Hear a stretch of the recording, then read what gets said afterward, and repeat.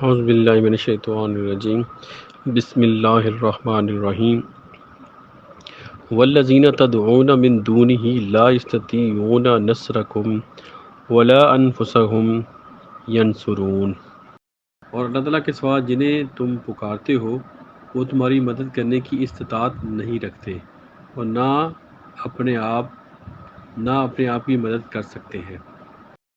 وَإِن تَدْعُوهُمْ إِلَى الْهُدَى لَا يَسْمَعُوهُ وَتَرَاهُمْ يَنْظُرُونَ إِلَيْكَ وَهُمْ لَا يُبْصِرُونَ۔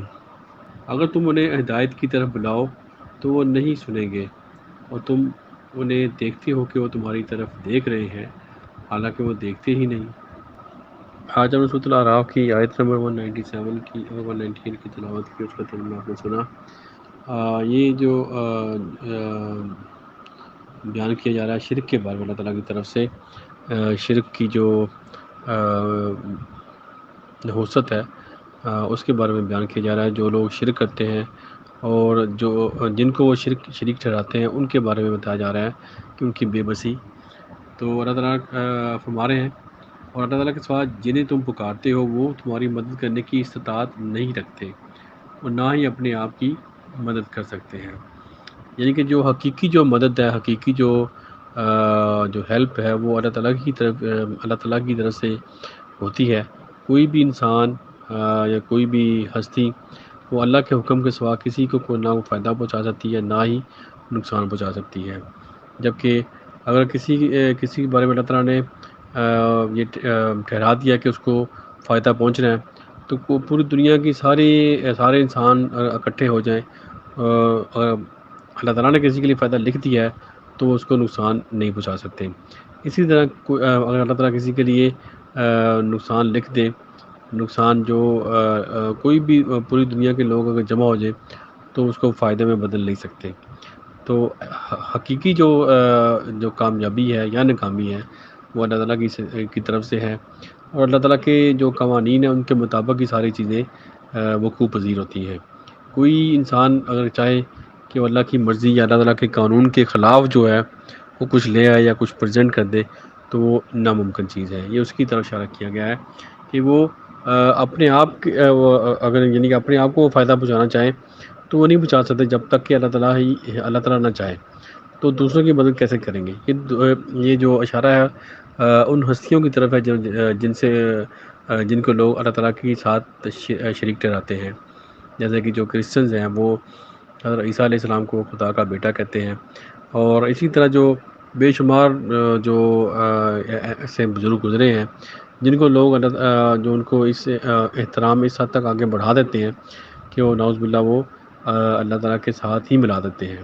تو یہ ان کی طرف اشارہ ہے کہ کوئی بھی انسان یا کوئی بھی ہستی یا کوئی بھی جو کسی کو آپ نے بت بنا لیا ہے تو وہ اس قابل نہیں ہے کہ وہ آپ کی مدد کر سکے۔ صرف اللہ تعالیٰ کی ذات ایسی ہے جو کہ انسانوں کو جو انسانیت کی اور انسانوں کی مدد کرتی ہے۔ تو اس طرف اشارہ اس آیت پہ ان کی بے بسی کی طرف۔ اور آیت نمبر 198 میں نظر فرمایا اگر تم انہیں ہدایت کی طرف بلاؤ تو وہ نہیں سنیں گے، اور تم انہیں دیکھتے ہو کہ وہ تمہاری طرف دیکھ رہے ہیں حالانکہ وہ دیکھتے ہی نہیں ہیں۔ تو یہ جو شرک کرتے ہیں ابھی ان کی طرف پیچھے جن کا شرک کیا جا رہا ہے ان کے بارے میں بتایا گیا۔ یہاں پہ جو شرک کرتے ہیں ان کے بارے میں بتایا جائے کہ اگر آپ انہیں ہدایت کی طرف بلاؤ تو وہ نہیں سنیں گے، یعنی کہ ان کے جو گناہوں کی وجہ سے ان کے شرک کے میں اتنے حد سے آگے بڑھ گئے ہیں کہ وہ ہدایت جو ہے ان کو سنتے ہی نہیں۔ ان کے جو حواس ہیں وہ بالکل اس طرف آتے ہی نہیں۔ ان کی جو آنکھیں وہ جو اندر کی اس کی روح کی جو آنکھ ہے وہ بند ہو گئی ہے۔ انہوں نے اس کو کہہ لیں گے روح کو انہوں نے دفن کر دیا اپنی روح کو، جو کہ اس کے ذریعے ان کو آپ کیسے بھی ان کو ہدایت دیں وہ اس کو دیکھ ہی نہیں پاتے، کیونکہ اس کے آگے جو گناہ کے اور شرک کے پردے آ چکے ہیں جس کی وجہ سے ان کی وہ آنکھ بند ہو چکی ہے، ان کی وہ کان بند ہو چکے ہیں جن سے وہ سننا چاہیے۔ تو اگر آپ ان کو ہدایت کی طرف بلاؤ تو وہ نہیں سنیں گے، اور تم انہیں دیکھتے ہو کہ وہ تمہاری طرف دیکھ رہے ہیں حالانکہ وہ دیکھتے ہی نہیں، یعنی کہ ظاہری آنکھوں سے وہ آپ کی طرف دیکھ رہے ہیں لیکن جو ان کے دل کی آنکھ ہے، جو ان کی روح کی آنکھ ہے وہ بند ہے، اس کی وجہ سے وہ ہدایت نہیں پاتے اور وہ جو ہدایت کی بات ہے اس کے اوپر عمل بھی نہیں کر سکتے. جب اس کو سنیں گے نہیں تو اس کو عمل کیسے کریں گے؟ تو اس لیے جو شرک کی یہاں پہ جو اللہ تعالیٰ نے مذمت کی، جس کا شرک کیا جا رہا ہے اور جو شرک کرتے ہیں، دونوں کی مذمت کی گئی ہے کہ دونوں بے بس ہیں.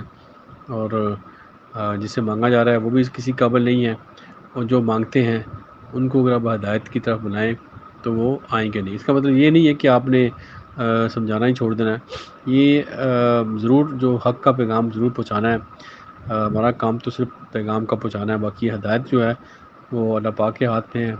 اللہ تعالیٰ جس کا چاہیں دل بدل دے. لیکن جو برائی میں آگے بڑھ جاتے ہیں ان کی طرف یہاں اشارہ کیا گیا ہے کہ وہ ہدایت نہیں پاتے. اس کے لیے ان کی وجہ سے آپ کو پریشان نہیں ہونا چاہیے، یہ سمجھایا جا رہا ہے نبی پاک صلی اللہ علیہ وسلم کو. اور ان کی ذریعے سے پوری امت کو یہ سمجھایا جا رہا ہے کہ جو جن میں خیر باقی ہوتی ہے وہ ضرور آپ کی بات سنیں گے، اور جن میں خیر باقی نہیں ہوتی ان کے جو گناہوں کی وجہ سے تو ان کو ہدایت دینے کا فائدہ نہیں ہے، اور اس پہ پریشان ہونے کی بھی ضرورت نہیں ہے. اللہ تعالیٰ ہم سب کو عمل کی توفیق دے، اور شرک جو کہ سب سے بڑا ظلم ہے اس سے ہمیں اللہ تعالیٰ محفوظ رکھے. ظاہری بھی اور باطنی شرک، ہر قسم کے شرک سے اللہ تعالیٰ میں محفوظ رکھیں. دعا ہے کہ پوری دنیا میں جہاں جہاں کوئی بھی انسان پریشان ہے اللہ تعالیٰ ان کی پریشانی دور کرے، جو بیمار ان کو شفا دے، اور جو اس دنیا سے فوت ہو چکے ہیں اللہ تعالیٰ ان کی مغفرت کرے. آمین. صدق اللہ العظیم. جزاک اللہ خیر.